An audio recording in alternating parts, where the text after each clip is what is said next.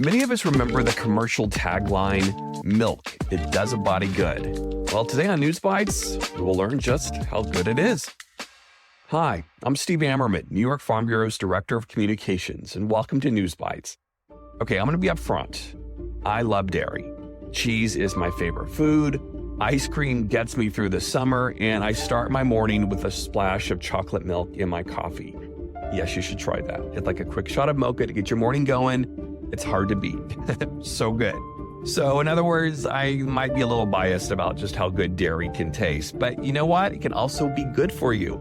In fact, athletes are using chocolate milk more and more to recover following a big workout. And today, we're going to dive into that with Abigail Copenhaver. Abby, as pretty much everybody calls her, is a registered dietitian who can speak to the hard facts about milk nutrition. But she's also a dairy farmer, so she has a good understanding of what it truly takes to get milk, yogurt, and all the other good stuff to your table. Here's Abby. Hi, Abby. It's so great to talk to you today. We're very excited to delve into the topic of dairy nutrition, dairy farming in particular. It is June Dairy Month, and I know dairy has a special place in your heart for many reasons. You grew up on a dairy. You are a dairy farmer. Talk about why dairy is so special to you.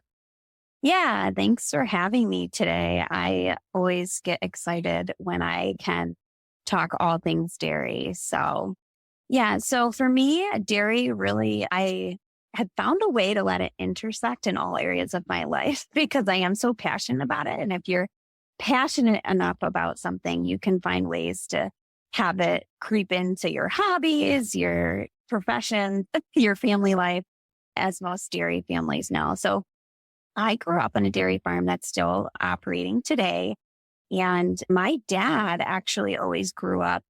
It's funny because they joke that dairy farmers are dairy farmers because they enjoy the cows more than they do people. And I actually had the opposite experience where my dad is a huge people person. So when I met my husband and we started farming together and I was like, let's have tours and let's invite everybody. And he was kind of like, whoa, hold the phone. So I enjoy dairy so much. And the way that it's special to me is I like sharing it with people. So growing up, my dad was both my parents, but my dad being more the extrovert, loved to get involved in the community. He was a huge Farm Bureau member growing up.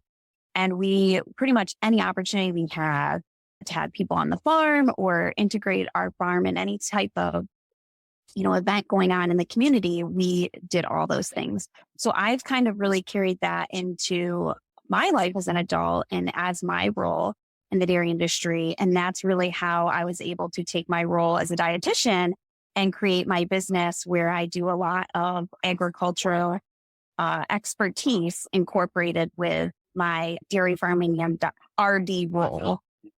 So your company is Farmstead Nutrition and Consulting. So really, what is the mission there of the work you do? Yeah. So actually, when I went to dietetic school to finish all my requirements, I met with my advisor and I told her that, the reason I wanted to become a dietitian is because when I was a dairy princess, and now it's called, the role was called a dairy ambassador, but at the time it was dairy princess, I met a dietitian that was doing a news segment on how hot chocolate made with milk in the wintertime can help people get more vitamin D in the winter in the Northeast. And it just captivated me, the fact that you could go and talk to people about dairy foods as a job. And so I told her, I was like, yeah, I think that's kind of what I want to do. I want to talk about agriculture and basically create like this realm where we can close the gap between food production and consumer because most people are several degrees removed from their food source. And she was very nice about it, but kind of was like, there's not a lot of companies out there that do that. So I'm like, I'll make my own company. So that's kind of what I do. I do some one-on-one consulting, but a lot of it is working with different agricultural companies, organizations, even some dietetic organizations, trying to educate health professionals about food production because even RDs don't have that really strong, solid background of what happens on a farm to produce food. And they're getting all those questions from consumers as well. So really trying to provide that education for wherever we can get it, whether it's physicians or RDs or just different family groups, young people, college athletes, wherever. So my range of involvement in what my business might be working on, whether it's a news segment, social media content, different trips, or even I teach college students as a part of a 2-year nutrition program, kind of all over the place. But I love it that it's like that because every day is different. So. Well, and that's what I love about this. While you are innately a dairy farmer and you love dairy and you've been around it all your life, you still come from this from a science background and a health perspective where facts lead the way. And dairy does provide so many benefits to a healthy diet. What are the benefits that you like to talk about, or maybe something that people may not know about? Yeah. So the big thing I always like to talk about, and sometimes it's hard because when I have my dairy farmer hat on, comes kind of from a bias angle. Like, how could you not love dairy? I trust the farmers that produce it. It's a nutritious product. But like you said, a lot of people want that science side with the emotional side. So when I talk to people about it from a dietitian perspective, I always start with, as a dietitian, ethically, I have to have my patient's best interest in mind, not the farmer's best interest in mind. So when I talk to them about all the health benefits and the research that they go over, where we talk about how, milk can help actually reduce the incidence of obesity and cardiovascular disease, that's all based off of research, not just, my opinion as a farmer, milk being amazing, even though I do think it is. So. Well, and there is a lot of research going on in this field. And even the American Heart Association, they say low-fat milk is great for a heart healthy diet. There are so many people, even outside of dairy farming, who believe in the nutritional value of what milk can provide. Athletes, we're seeing more and more athletes use it after a tough workout to rebuild muscle strength. And I mean, are those some of the kind of things that you talk about as well, specifically on the nutrition side? Yeah, for sure. I'm definitely a believer in, practicing what you preach. So I also dabble in the, triathlon world. So my siblings and I do, Ironman brand races. So they're pretty far distances. So we love the opportunity of packing our own chocolate milk and making sure we get plenty of content when we finish the line to drink our chocolate milk, because a lot of people don't realize that, you're starting with this 13 essential nutrients in, milk. And then when you're able to add that chocolate component, it actually makes the carb to protein ratio the perfect ratio. It's usually a 3-to-1 or 4-to-1 for muscle repair, rebuild, and refuel. So that these athletes who are pretty much doing back-to-back workouts and they're always pushing their bodies, they really don't have any time to have missed opportunity for recovery. So being able to get that chocolate milk in that, 20 to 30, 40 little bit window after their hard workouts can really help them, jumpstart that recovery process. And even the same, I would say the biggest realm that I love to talk about, because it's kind of the unsung hero of milk and health, is with the first 1,000 days of life. So there's a lot of research coming out because the USDA dietary guidelines for the very first time included the infant and lactating and pregnancy and infants under 2 in their recommendations. So there's a huge movement now, and I'm hoping that it, gains traction, because it talks about how much brain development happens in those early years from when they, from conception through the first 2 years of life, and how much mom's body changes through pregnancy and breastfeeding, and how milk can be really a key component to meeting all those nutrient needs, whether it's growth or the changing demands of motherhood.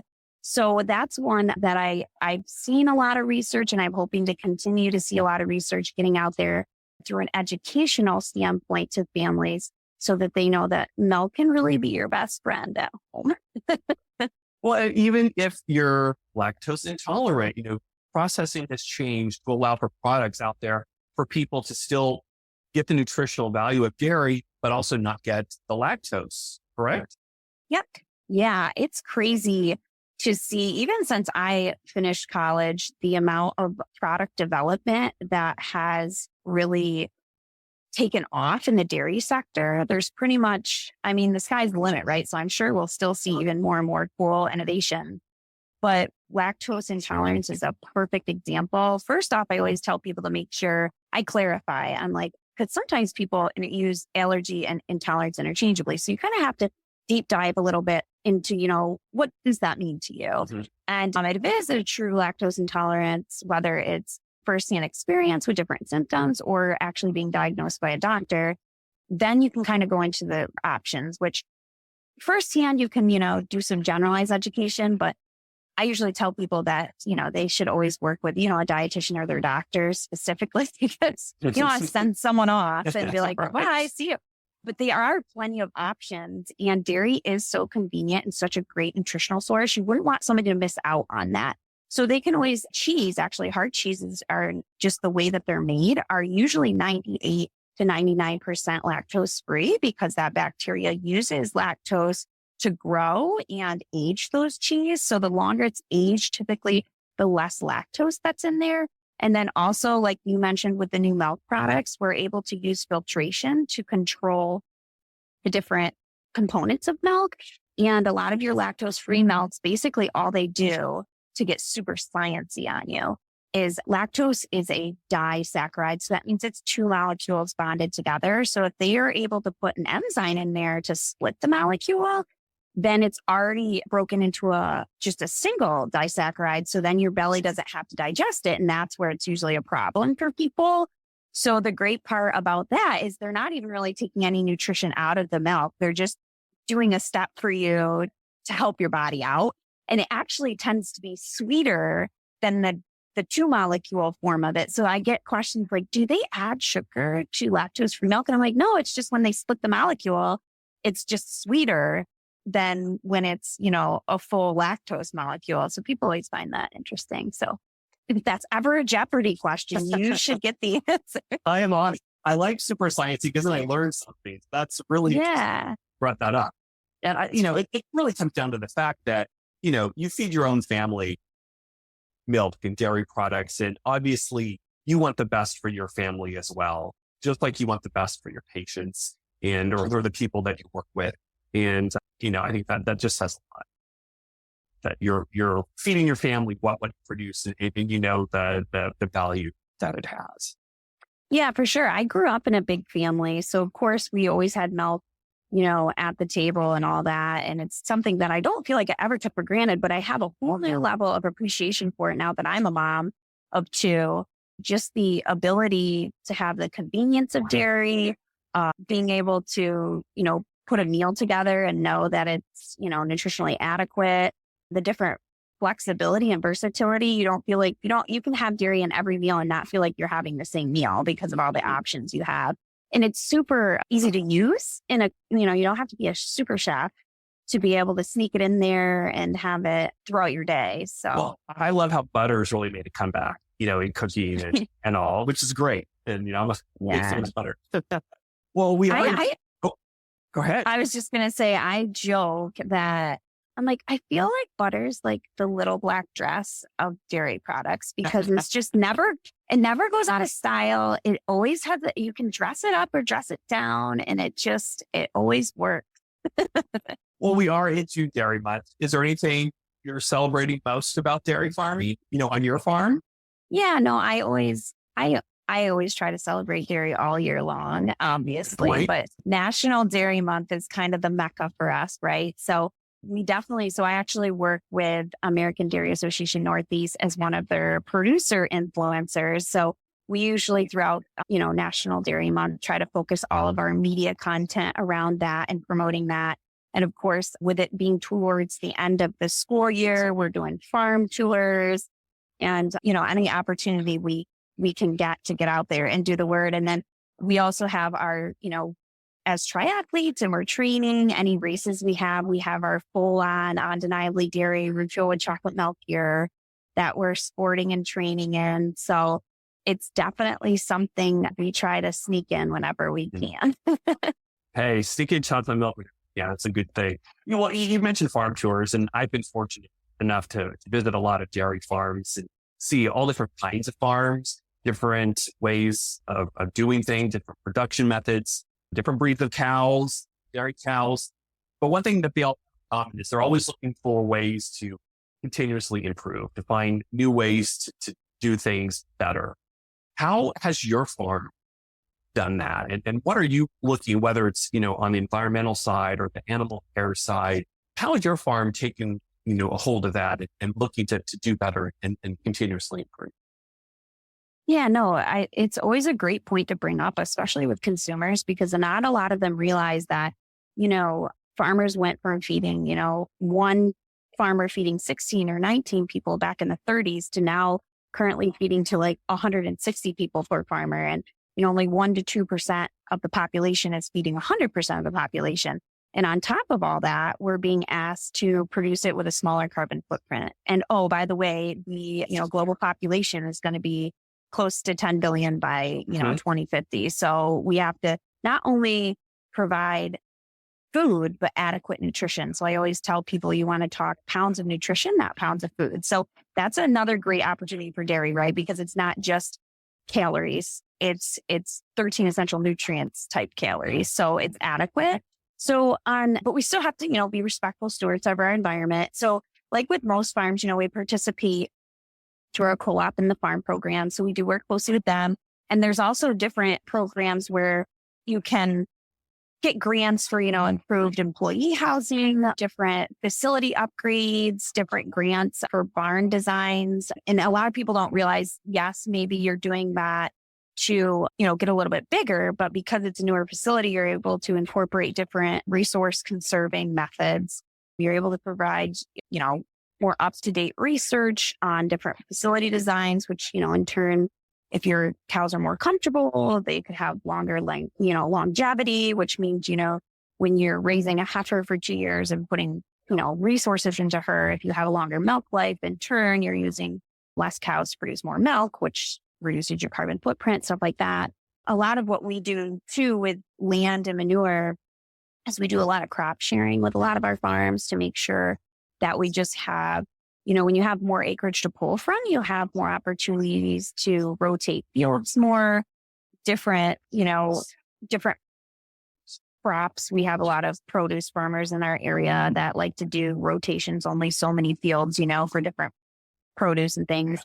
And then we also try to do just different varieties like black beans and soybeans. We actually work with our business setup is very unique. I call it a very millennial style setup because it's not your typical three generation farm. As I mentioned before, my parents still farm on the farm I grew up on, but we actually have 2 dairies and we farm with 4 different families. So the one dairy my husband is a partner in with two other partners. And then the other dairy, we have a partner and he is also runs our crops for both dairies. So it's a little bit unique in that way, but it works for us really, really well.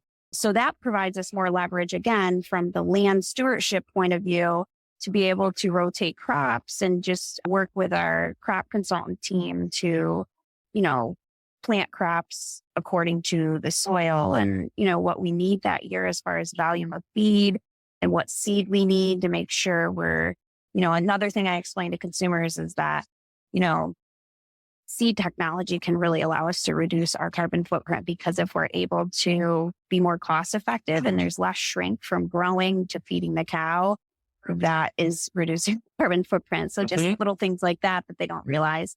And then just the uniqueness of our land, we don't get a lot of great drainage.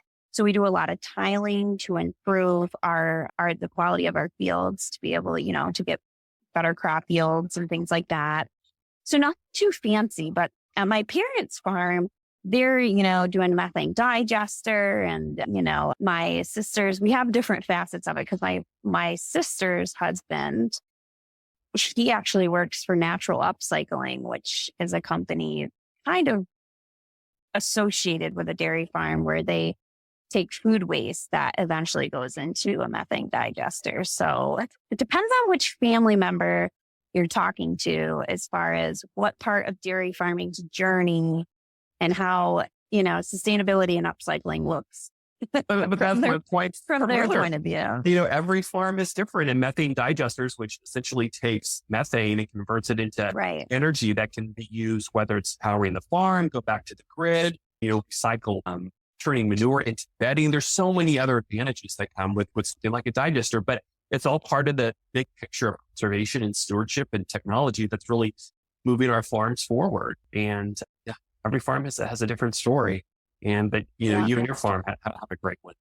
We'll wrap things up with maybe an easy question for a dairy farmer and a dietitian. Do you have a favorite dairy food? Like what's your go-to product? Yes, hands down, it's chocolate milk. I'll actually give you a little tidbit. So when I had my kids, I had a doula, a birthing doula, and I had a birthing plan. And my doula was like, this is the very first time, and maybe possibly the only time I've ever had a client put at the bottom of her birth plan that she wants chocolate milk for her post delivery. And so the nurses also made a comment when I went in to have my daughter. And so sure enough, after I had my daughter, that was the first thing I asked for. And they had, my doula even had it in my little fridge. She's like, well, I wasn't sure if you went into labor in the middle of the night and the kitchen was closed, I want to make sure you had it. So I have a picture of me post-delivery with my chocolate milk in hand. And was that the best glass of chocolate milk you'd ever had? Oh, yeah. Oh, yeah. Oh, yeah. Very, very satisfying. It hit the spot, I'm sure. Well, Abby, I appreciate taking the time, especially as you're traveling and finding a quiet spot to do this, because it is an important conversation. Like you said, not just this month, but year round to talk about the nutritional value of dairy and celebrate it. So thanks so much and safe travels to you. Yeah. Thanks for having me. And don't forget, everybody, celebrate with your favorite way to consume dairy. Abby is a great resource, but if you want to learn more about health and wellness of dairy, just go to americandairy.com. That's the home of the American Dairy Association Northeast. And as we wrap up today, let's all take some time to raise a glass of milk during June Dairy Month for all that the dairy farms do for us. And finally, if you like this podcast, please give us a positive review wherever you listen to it and share so more people can learn about New York agriculture. I'd also like to thank Seth Moser-Katz for editing today's edition of News Bites. And you can also download previous episodes to check out what's happening in the world of ag. So until next time, please thank a farmer for all that they do.